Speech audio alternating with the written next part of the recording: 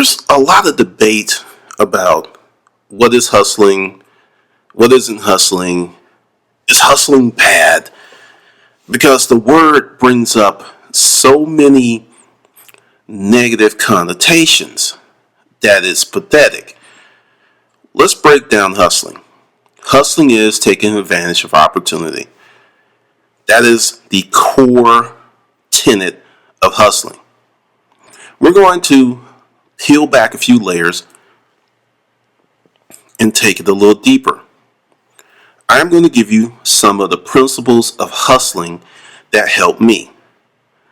The first principle that really helped me, and it was something that I was taught as a child, is to seek out opportunity. That's one of the first pillars of hustling, to seek out an opportunity. Now, when you see a way to make money or to gain influence, and you take advantage of it, you're hustling. But the thing is, there's different levels of hustling. The first level is hustling out of need. You're broke, you need money. That is a strong motivator. If you can do what I call being a crackhead without the high, because crackheads, people who are addicted to drugs, can make amazing sums of money because they're chasing that high. They're not making the money to make money. They're making the money to get that crackhead high. If you can induce yourself to come up with that type of motivation, you can yield the same results without the addiction and the high. Now, with seeking opportunity, if you are coming from a situation of, I'm broke, that's not the best way to move forward, because once you're no longer broke, your motivation is gone.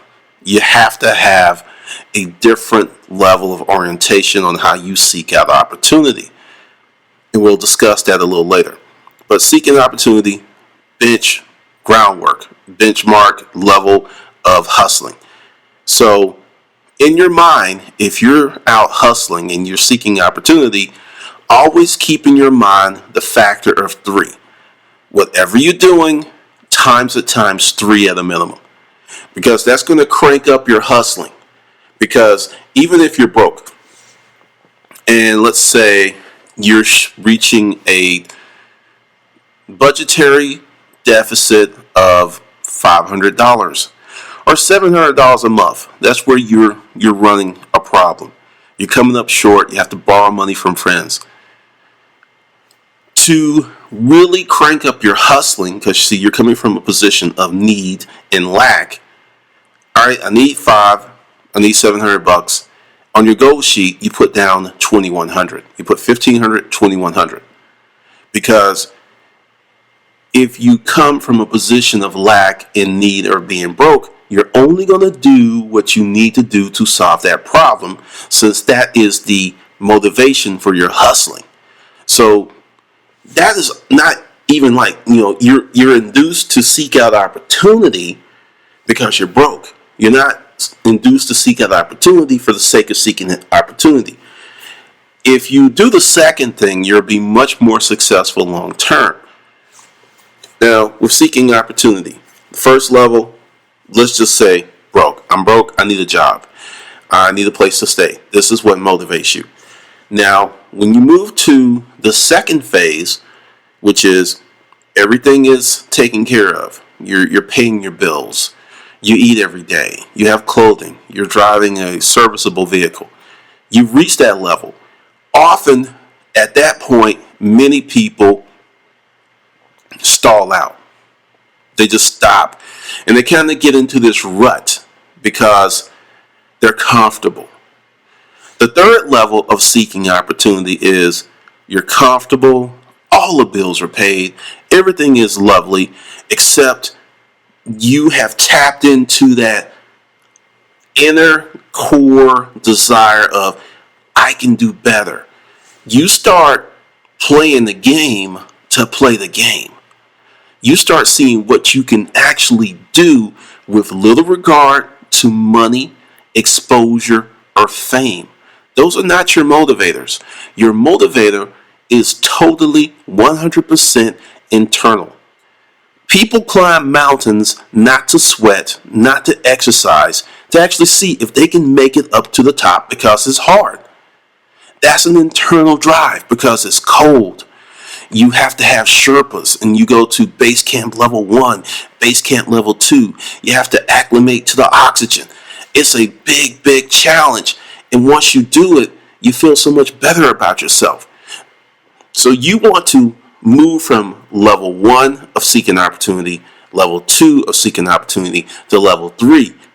Seeking opportunity for the game of it, for the fun of it, for the personal satisfaction. When you're operating on that level, whatever else is going on in the world doesn't really impact you because your motivation is internal. If your motivation is external, you have a problem when conditions change, and conditions will always change. Sometimes conditions will change in your favor. Other times, conditions will kick you in the ass. That is life. But if you're internally oriented with your seeking an opportunity, you're going to be in a much better situation.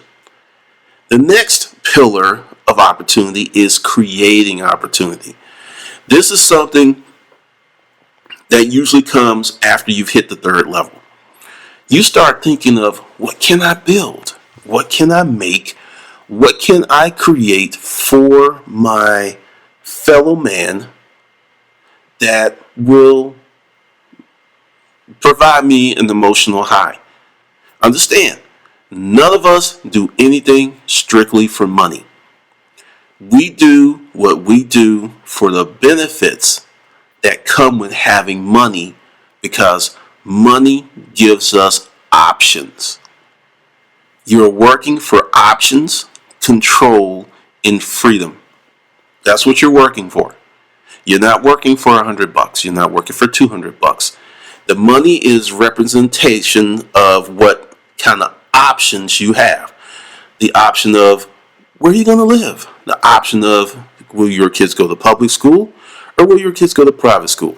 The option of you have nice furniture or you have ratty ass furniture. It's all about options and choice and control. That's why you frequently see wealthy, older men with hot, inviting, attractive women. That money gives them the option. Sometimes it is purely a financial transaction. Other times those two really love each other. But you never know. You can only be from the outside looking in. But that's the kind of options creating something or contributing to society on a level large enough to give you tremendous disposable income.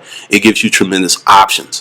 For some people, that's a good thing. For other people, that's a bad thing because they don't have the proper decision-making process to handle all that disposable income. But with creating opportunity, you open yourself up to more benefits of the universe. You open yourself up to more benefits for your life, because when you create opportunity, you frequently create opportunity for other people. And you can leverage the time, the attention, and the money of other people into even greater opportunities, greater choice, and greater control for yourself. This is a great place to be. And this is something that we're going to talk about in my new channel, The Disruptive Ninja. If you haven't subscribed, go ahead and subscribe. There will be a lot of free content. There will be special ninja content here in the Hustler Mindset Project. But with creating opportunity, it stretches you. It's also scary. But a hustler, and I will give you an example, and I didn't really realize what I was doing because I was level 2, level 3 from seeking opportunity. I was selling commercial office furniture. I had a pretty good job. I made decent money. And our company had certain principles, parameters in place about who we would sell to, who was our targeted customer. And I was totally frustrated because I was new. And the people that I could sell to were actually the people that my company did not want to do business with. And I struggled with it. But at that point, I had not 100% fully developed the hustler mindset. Then one day, there was opportunity. I wasn't seeking opportunity. I was seeking opportunity, which led to me creating opportunity. I was trying to sell Nancy 4 floors of office furniture. The company was in the process of relocating, and they had paid money for the furniture. There was some issues. There was someone that made a decision that before they bought new furniture, they needed to at least reduce the outlay of capital on new furniture by selling what they had. So her direct report gave her the license. It's like, if you can sell this stuff, we'll get new furniture. If you cannot sell this stuff, we're going to take it with us and we're just going to make it fit and buy what we need when we move. The people at the location weren't really happy. They hated the furniture. It wasn't ergonomic. They really wanted the newer stuff. And so I'm telling Nancy this, and Nancy's in a day where she's very, very frustrated. And she just tells me things that she normally would have not told me.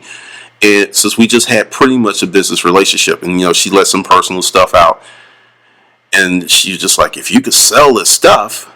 So I knew what my boss would say in the situation. He would want no part of it because it was low. It wasn't enough profit in it for him and me. So I seized the opportunity, and that's kind of becoming to the next pillar of becoming opportunity. Just on the just a cuff, spur of the moment decision, I said I would sell it. Within a week, I had created an LLC and had a contract with this company and her boss. He had wrote it up. We had signed off on it. He signed it. I signed it. I was protected. He was protected. And I made a ton of money from creating that opportunity.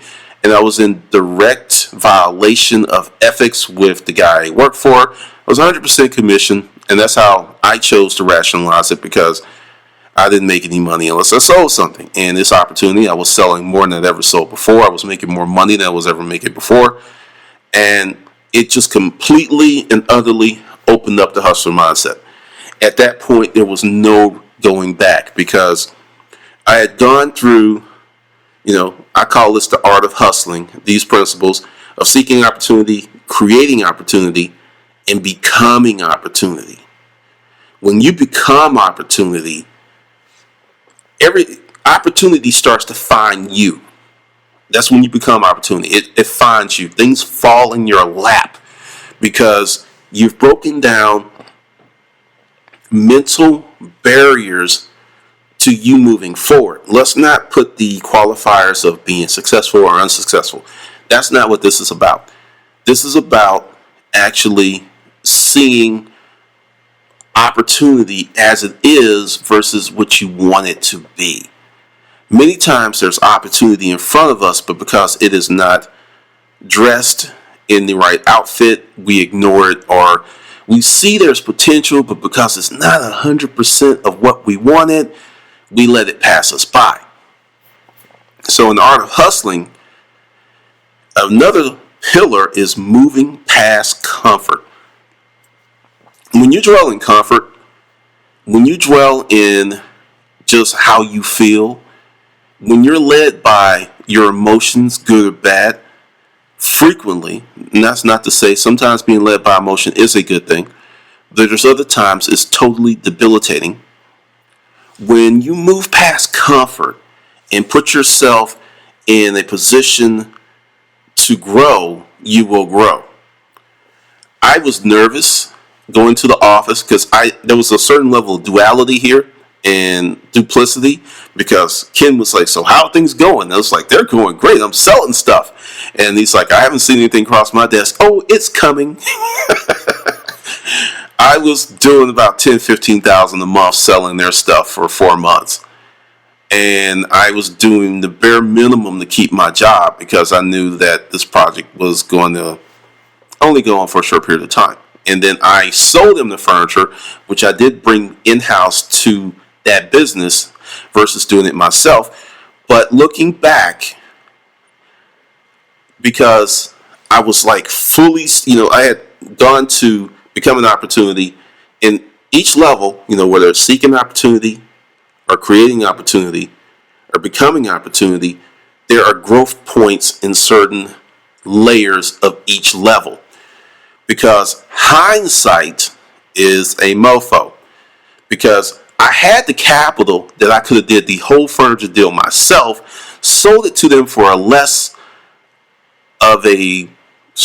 cost, and made more money because I wouldn't have been splitting it. And shortly after that deal, I did part ways with the company because once I learned the power of becoming opportunity and doing my own thing, it was just real hard for me to split that deal when I was finding the customer, selling the furniture, going to the showrooms, doing all of this stuff.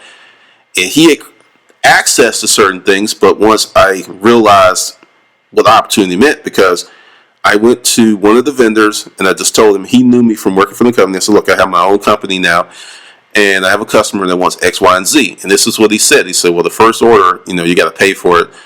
I'll cut you a little slack. And then I learned some more that the guy I was working for wasn't being honest, because I was prepared to pay 15 grand for the furniture.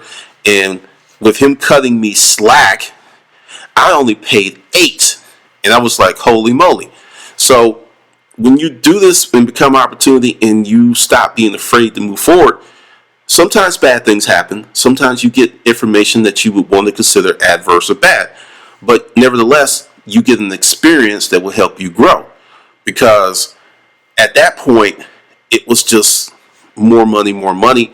And I started growing and got to the point where I was like $100,000 of debt in every month because everyone was giving me terms. I was paying the bills, but I didn't like the treadmill of, wow, here's the bank account. There's $200,000, $300,000, $400,000. Oh, and none of it's mine. None of it's mine. That was just really, really irritating because I was selling on price and I was selling at a low margin, and I wasn't selling on service because I needed to keep deals. Because I had this deal, but I had this debt, and I had to pay this debt in net 30 or net 60 or net 90. So I had to make this deal happen to pay for this deal. And then when I got paid for that deal, then I was good. But it was always this, until I had a full pipeline where I had with positive cash flow every month, it was nerve-wracking. And it went well, but I didn't like the whole cycle of boom, bust, famine. I didn't like it. It was great money for the year, because at the end of the year you look at it, it was like awesome. But as it was coming in and it was going out, it was just nerve-wracking. So that is what gave me the perspective of moving forward and evolving, because another part of hustling is your hustle will evolve. It has to. Your hustle cannot remain static. The hustle that you were doing in 2001 will totally be ineffective in 2013. The hustle you were doing in 2011 may not be as effective as the hustle of 2013. That's how things are moving and changing. So, the art of hustling is about change, embracing change, moving past comfort points, and continuing to hustle. Another part of hustling, a really, really core tenet, is you understand that it's not personal. I know it sounds strange because we as humans, carbon-based life forms, we tend to get very pissed off when something is done that we deem as an injustice, when there have been no emotional component attached to it. It was just purely an opportunity move, and it's very hard to deal with. That is something I struggled with, and that is something I still struggle with. Give you an example. By taking the opportunity of doing a YouTube channel and also being myself, saying the things that I say, I bring a lot of censure on myself.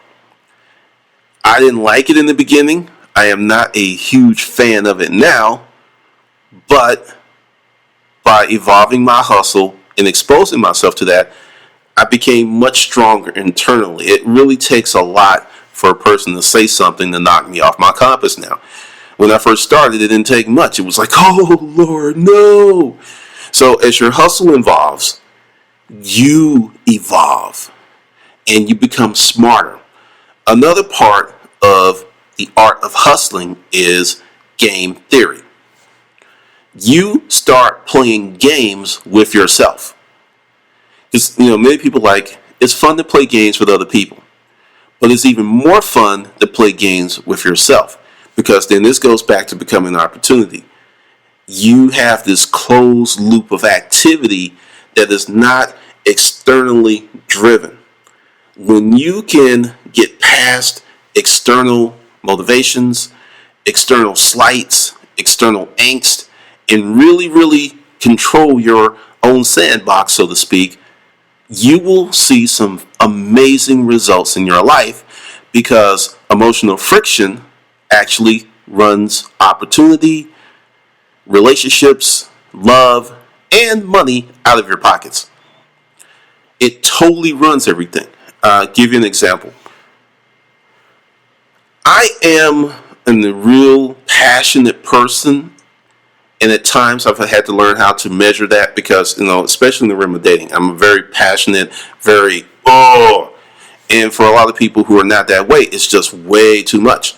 So in terms of dating and in business, I've learned to read body language, because the deal is with evolving your hustle, because the thing is, hustling is not just purely business. It becomes part of your spirit. It becomes part of your emotional makeup. It becomes part of your life. To this day, I cannot walk into a Macy's or a Nordstrom's or any of those places and drop $120, $130, $140 for one shirt, when I can go on eBay and get one slightly used for $20 to $30. The same exact I just can't do it, because the hustling has hit my DNA to the point that I have a visceral reaction when I go to the mall. I really do not do a lot of shopping in malls. I'll go there for certain things where the price point is not that remarkable between online and off. I'll get things like that.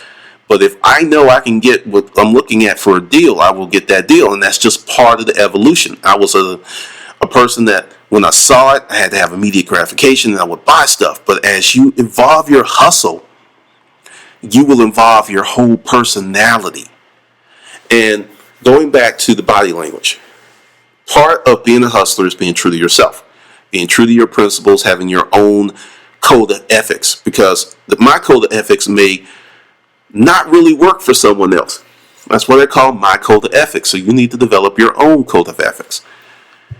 So part of hustling is not just getting stuff, it's also becoming stuff. And it's okay, here I am, I'm this really passionate person. How can I work it out where I can be me, but not rub people the wrong way that don't understand? So as a part of my journey as an emotional hustler, as a financial hustler, as a spiritual hustler, I learned to read body language very, very well. So that one little nuance, learning body language, there are books, there's YouTube videos, there's all kinds of things, because some of it's so imperceptible, some of it's so subtle. And I'll give you a big one. If you see a couple and they're in the booth, and if she's leaning and maybe her rear's kind of close to him, but there is a distinct line that she's leaning away from him, she doesn't like him. She may smile, she may be pleasant, and she may even in her mind wonder why she doesn't like this dude, but she does not like him. Same thing with a dude. When you just mark my words, go to your Facebook page and start looking at people who are in group photos, and look at the body language. You'll see gaps, you'll see people, they're physically moving away from that person because they don't want to be there for some reason.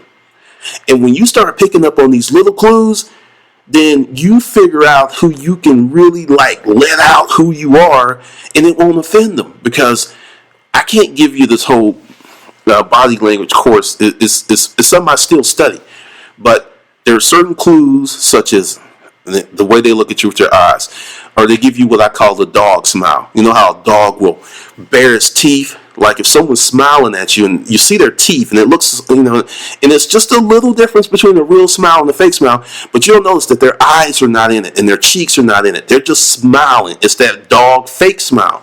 That's another thing you pick up. So if I tell a off color or I tell a joke that's, totally inappropriate, and I get the dog smile, I pull back. I totally pull back because they are not into what I'm telling them.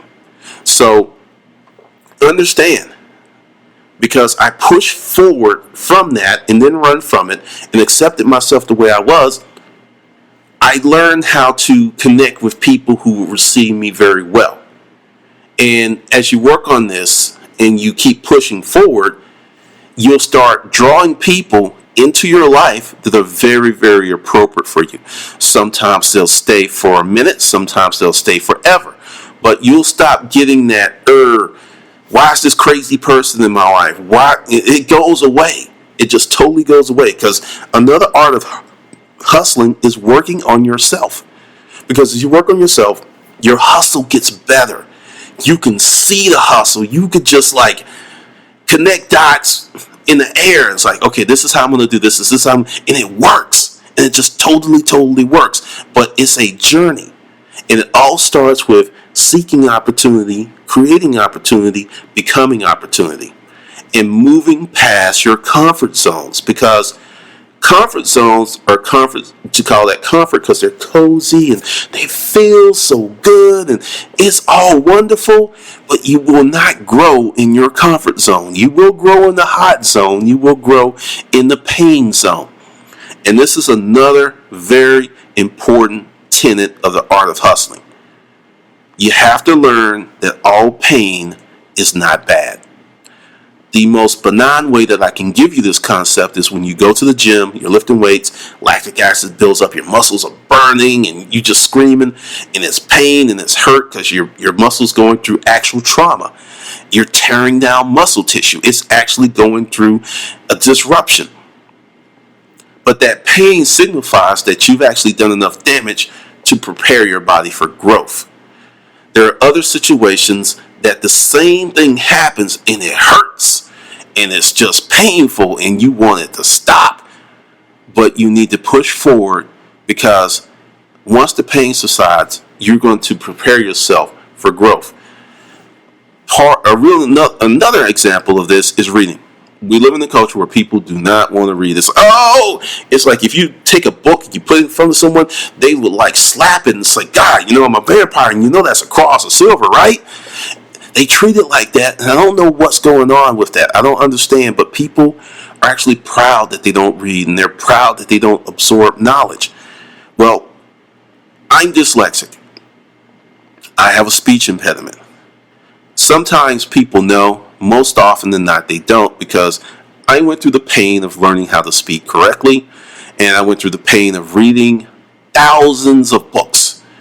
Because even now, if I take too long off, I could probably go a month and still be good. But I know when I get away from reading and absorbing information, then when I go back to it, it's a struggle. I forget how to say certain words. I forget how to spell simple words like cat or dog. It happens. I am no longer ashamed to say that because it used to freak me the hell out. But going through that pain, I now make a living from speaking and writing. Just to give you a concept of how it hurts, it can be a problem, it can be daunting at times, but if you stick with it, you will have success. I can't say what type of success, but I can say you will have a ton of success, because the simple fact of moving forward and learning how to embrace pain, and this isn't a masochist moment, okay? I'm not a sadist. It's more of, let's say, discomfort. Learning to endure discomfort for a prolonged period of time to grow yourself as a person. When you learn that concept and you look for it, seeking opportunity, you will grow. You can force yourself to grow in a year more than some people will grow in a decade, because simply put, many people don't grow. They don't seek opportunities to grow. They're not looking to grow. They're not looking to do anything. So this is the first session of Drive. And in Drive, we're going to talk about the tactical, the theory and principles of hustling more so than go to Goodwill, buy X item, and put it on eBay. Because as Drive goes on, and it's going to dovetail very nicely with the Disruptive Ninja, we're going to talk about you actually creating your life, creating your income, creating your relationships. Because once you learn these principles, they're transmittable to so many different areas of your life. And that is the sign of a true hustler. Because when you hustle life on your terms and the dividends are what you want, you can't help but be happy.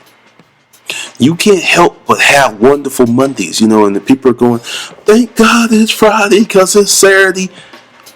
You may find yourself a little lonely until you get some friends who are living like you are, because that is one of the downsides, because most of my friends can only talk, after work hours or on the weekends. And I don't live that type of life where I'm only available on the weekends.